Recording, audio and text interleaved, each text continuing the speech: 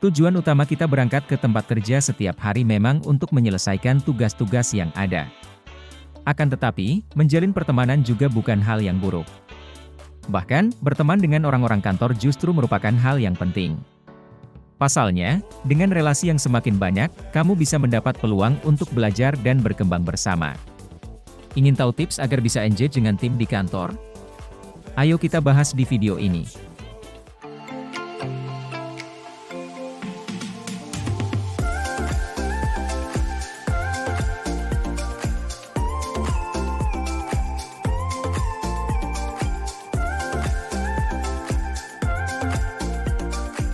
Hai Sobat 5, balik lagi sama Minlo di sini.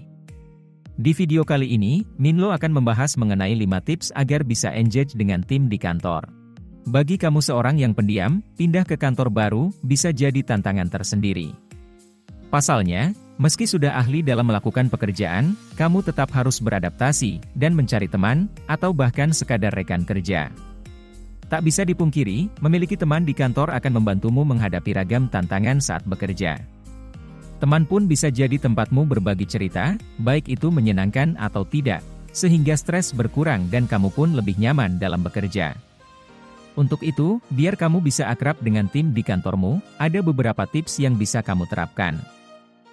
Tertarik untuk mendengar penjelasan Minlo? Jangan lupa like, share, dan subscribe ya. Berikut beberapa tips agar kamu bisa engage dengan tim di kantor. Yang pertama yaitu jadilah pendengar. Tahukah kamu bahwa sebenarnya setiap orang suka didengar? Namun sayangnya, tak semua orang bisa menjadi pendengar yang baik. Pendengar yang baik tidak hanya mendengarkan, namun juga turut merasakan secara pribadi seakan-akan dia sendiri yang merasakannya. Pendengar yang baik selalu menghargai orang lain dan memberi masukan yang dibutuhkan. Tak heran jika pendengar yang baik ini akan banyak dicari-cari teman karena membutuhkan saran dan dukungannya. Apabila kamu ingin engage bersama teman kantormu, jadilah pendengar yang baik, agar kamu dan temanmu semakin akrab dan bisa menjadi teman yang baik. Yang kedua yaitu belajar membuka obrolan. Apabila selama ini kamu adalah orang yang pasif dan pemalu, sekarang saatnya untuk belajar memulai sebuah obrolan. Mungkin selama ini orang lain takut mengajak bicara karena kamu terlalu pendiam. Cobalah mengajak mereka berbicara terlebih dahulu. Kamu bisa memulai dengan seperti sekadar menyapa atau menanyakan sesuatu yang kurang penting. Sebuah sapaan yang menyenangkan biasanya akan diikuti dengan obrolan yang seru. Jangan berkecil hati jika di awal-awal terkesan sulit. Teruslah mencoba dalam setiap kesempatan. Selama kamu sopan, orang lain juga akan senang menanggapi. Yang ketiga yaitu tidak egois. Apabila kamu dikenal sebagai orang yang egois, maka usahakan untuk menghilangkannya. Sifat egois bukan hanya tidak disukai orang namun bisa dipastikan kamu akan jauh dari kebersamaan. Belajarlah untuk rendah hati dan menjadi pribadi yang lebih terbuka. Artinya kamu mau menerima kritik, saran dan nasihat orang lain untuk perbaikan diri sendiri. Pupuk terus rasa kepedulian kamu kepada sesama, saling membantu untuk meringankan beban dan terus berpikir positif.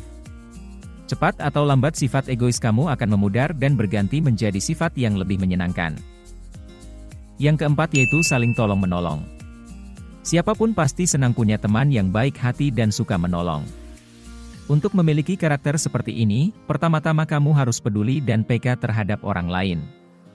Jangan berpura-pura tidak tahu atau tidak dengar jika ada teman yang kesusahan.